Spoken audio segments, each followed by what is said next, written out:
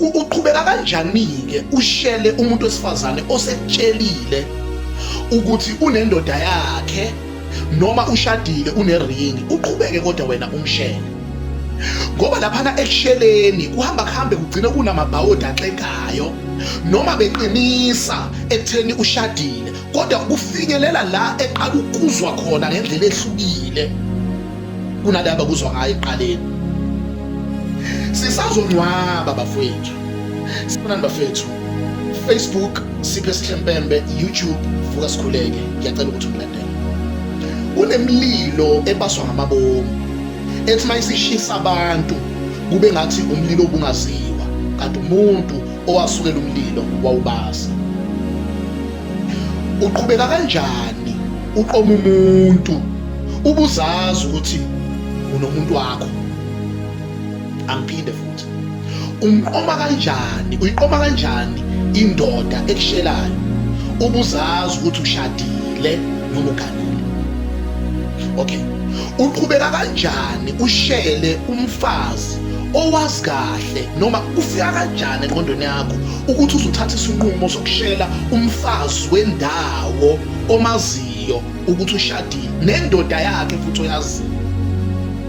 Okay, uqhubeka kanjani-ke ushele umuntu wesifazane osekutshelile ukuthi unendoda yakhe noma ushadile uneringi, uqhubeke kodwa wena umshele?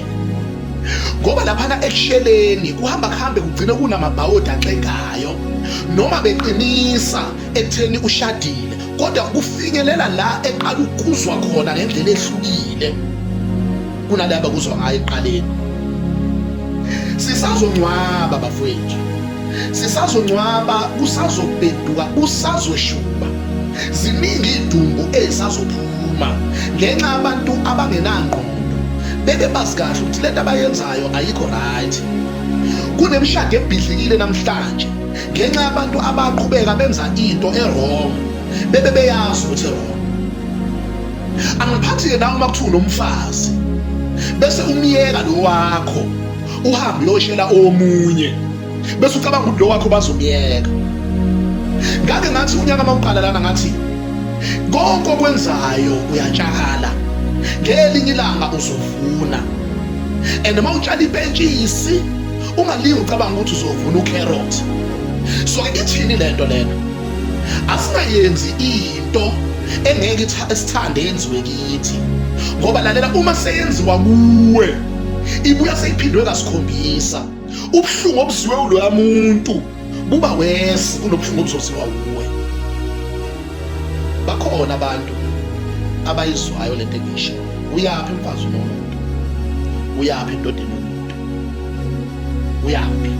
Ngoba noma ungakwenza uphumelele, kodwa umphumela wakho awuzuba mnandi. So-ke ithini lento bafowethu?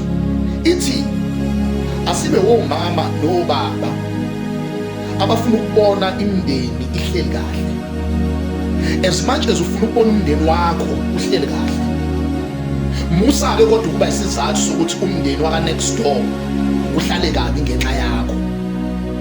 Ngeke ngathi ekuqaleni uma umuntu ungasamthandi vele umtshele ukuthi awusamthandi kunokuthi umgilele imkhuba ubuhleli naye. Angiphinde futhi, musa ukugila imkhuba uhleli nomuntu angayibambi isikhathi eside kodwa azayibambe eventually, bese uthi wena ungasamfuni, kanti bekufanele uqale ngokungamfuni akwazi ukuthi awusamfuni bese ugila imkhuba yakho.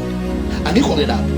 Ngithi mina lento yokubhidliza imizi yabantu noma lento yokushela abantu bewazi ukuthi labantu bashadile, lo muntu ushadile noma ushadelwe, bese wena ungena phakathi kwa inako ukuba selfish phakathi, inako ukungacabangelani, inako ukubona ngathi wena ngeke kukufice lokhu, and futhi inako ukulahlekelwa kancane ingqondo, ngoba akekho umuntu osengqondweni zakhe ongafisa ukubona umuzi wenye indoda ubhidlika.